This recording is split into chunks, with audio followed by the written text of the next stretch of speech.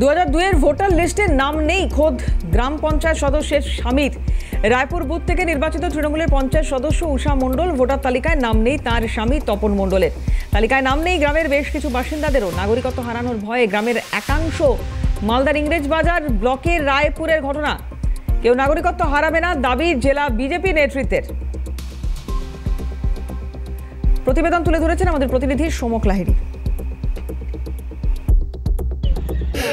মালদার ইংরেজবাজার ব্লকের যদুপুর 2 গ্রাম পঞ্চায়েতের এই রায়পুর গ্রাম, এখানে গ্রাম পঞ্চায়েতের মেম্বারের বাড়ি। সাধারণ মানুষের ভিড় যবে থেকে এসআইআর শুরু হয়েছে, সাধারণ মানুষের ভিড় এই গ্রাম পঞ্চায়েতের সদস্যের বাড়িতে। কিন্তু সবচেয়ে বড় বিষয় হলো গ্রাম পঞ্চায়েতের সদস্যের স্বামী, তার খোদ নাম নেই। সমস্যায় তিনি পড়ে গেছেন, তিনি আতঙ্ক। গ্রাম পঞ্চায়েত সদস্যের স্বামী কি বলছেন দেখুন।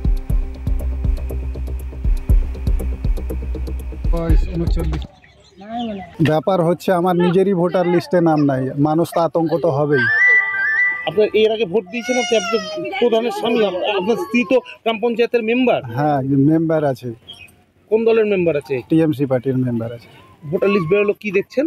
ভোটার লিস্টে আমি নাম অনেকজন আসছে, বাড়িতে সকাল বিকাল আসছে, এসে সবাই নাম খুঁজছে, অনেক অনেক নাম গায়েব আছে। আতঙ্কে আছেন? আতঙ্ক আছে। কি মনে হচ্ছে? এসআইআর না হওয়াই ভালো আছে। এসআইআর যদি হয় কি না, তাহলে অনেক সমস্যা হবে, মানুষ পাগল হয়ে যাবে কাগজপত্রের জন্য।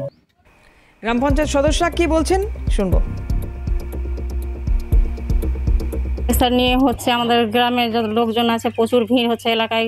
2002 সালে নাম নেই, তারা কি করবে?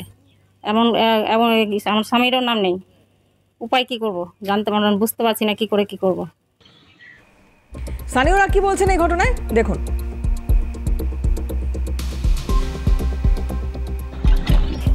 আমি ধরলেন 22 বছর থেকে ভোট দিই, এখন তো নাই দেখছি। কি করবেন এখন বলছি এসে একে মেম্বারকে বলছি, তো মেম্বার বলছে আমি যদি উপর থেকে না পাই তো আমি নিচে দিয়ে আমি কিভাবে দিব। এখন তার জন্য আমরা আতঙ্কে আছি, আমাদের তো সব কিছুতে ভোটার কার্ড লাগে।